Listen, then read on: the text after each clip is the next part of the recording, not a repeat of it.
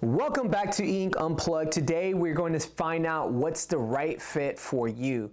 Now you can go for the matcha latte Kindle, or you can do the Kobo 6-inch e-reader. Whatever you decide, I think you'll find something here today. Now let's just say that you're thinking about getting the Kindle. The Kindle is a 6-inch glare-free, 300 ppi, 16 gigabytes, and supposedly it'll last for 6 weeks. I say supposedly because it all depends on the user. They also say you can't write on it, of course. You can highlight on this product. Now for the Kobo, now this one is the same, 6-inch Eink Clara 1300 HD. They also say that the waterproof will last for 16 minutes and up to 2 meters of water. It's also 300 ppi and 16 gigabytes. Now let's go ahead and start with the lighting. As you guys can tell, there's a big difference between the two already. How one is much more brighter than the other one. This is more smooth, a smooth lighting experience. So let's go ahead and turn off the lights and see how that looks. So there it is, y'all. We can change the color and see how that looks by bringing the 43%. Let's go to high so you can see the difference. Let's go to high. Let's click that. Boom. Which of these do you like? For instance, this one seems like it has some yellowish, like a very slight yellowish tint to this one versus the Kindle, which makes sense because this one has no yellow filter at all. Nothing. Like you have no option to do that. It only gives you this right here, just one brightness, one filter. Versus if you go to Kobo, you have two brightness levels. So you have the natural lighting, of course, versus this one.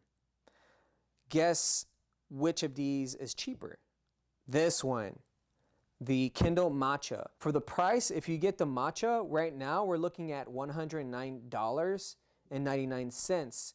Versus if you were to get the Kobo Clara black and white, this is $139, which is, I mean, they both are similar. They both go head to head, but maybe they're adding on that extra price for the yellow filter or orangey filter. Now let's go ahead and bring these to low and see what the difference is there.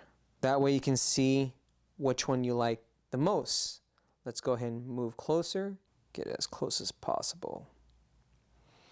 Right off the bat, you guys can see that there's less spacing on the Kindle versus the Kobo.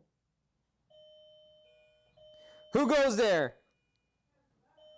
Wow, that's my client. All right, team, we will be right back. I'm gonna train my client, get her to sweat, and I'll be back for this recording. So you can clearly see that there's some spacing on the side here versus just this space, okay? Same book, letters are a lot smaller on this one. However, you can quickly change that up by just enlarging the font size as well. You can automatically see that the pages on the Kindle is gonna be on the left side right here. So you got the pages. Pages for Kobo is right here.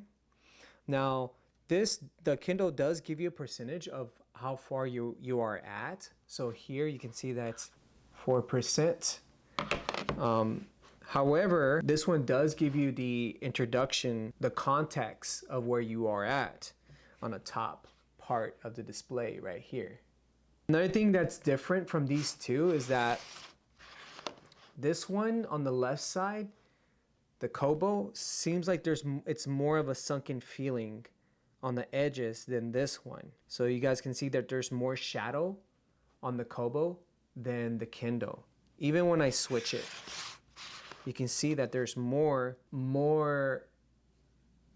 shadow on that display. Not bad, because you can easily just change it if you're reading it. See, it's not bad.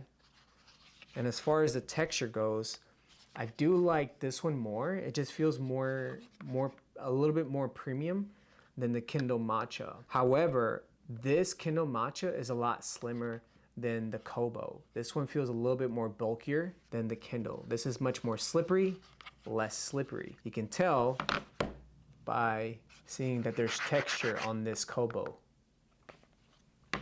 This one has no texture, very slick. If you're gonna be adding a folio, then it really doesn't matter. So let's see how it is when you're flipping pages. So it seems like the Kindle is much more faster as far as refresh goes and flipping pages. It's much more faster, as you can see, way faster than the Kobo. I don't think it really matters for me as far as the screen goes with no light. And maybe because this is black, but this one just seems more appealing. Just the lighter frame seems to be more appealing than the black one.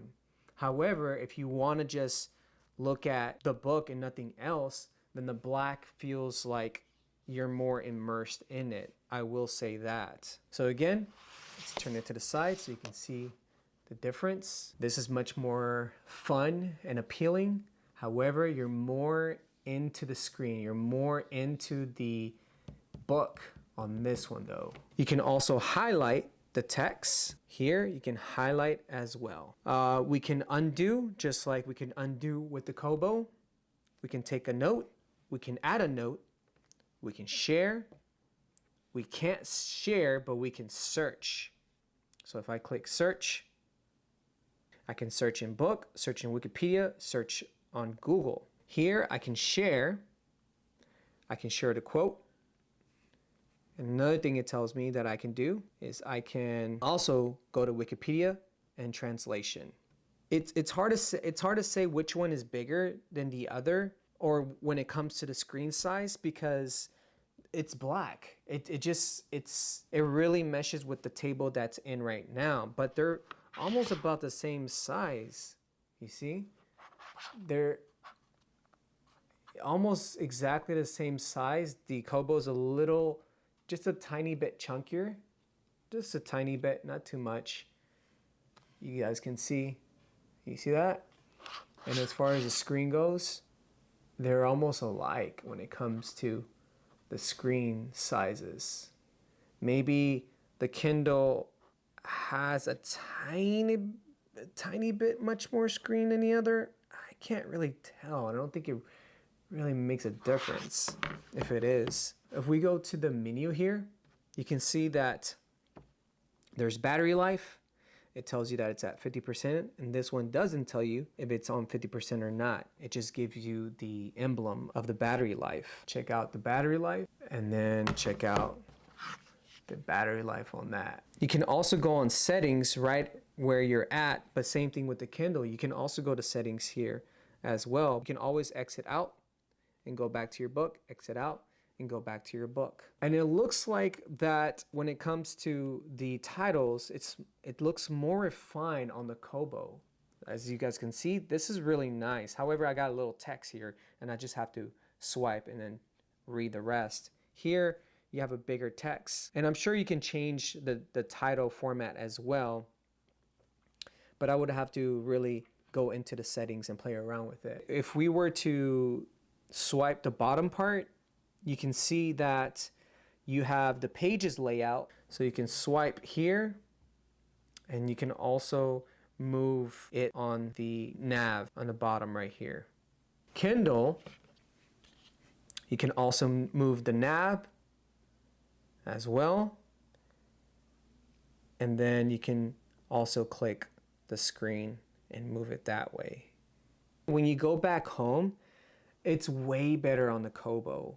Like way better. This is the home base where you have all your ebooks. This one right here is your home base where you have your library, but then it has your commercials. So all the books that Kindle recommends you to read or that you may like. And so I find that to be a problem because I just want my own books and I want to see the pictures on my books, which this allows me to do that. I would have to go scroll through here and see my ebooks, and that's all I have. I just have that little area. However, if you were to go to library, that's a different story. Now you can definitely see your ebooks in a much appealing way, while the Kobo already has that. If I wanted to buy a book, then I can easily choose to do that by just clicking the discover mode. And now I have access to the books that Kobo recommends me. I'm not looking to do that because I have way too many books that I need to get through first before discovering what other books there are. I hope that supported you on what e-reader to get.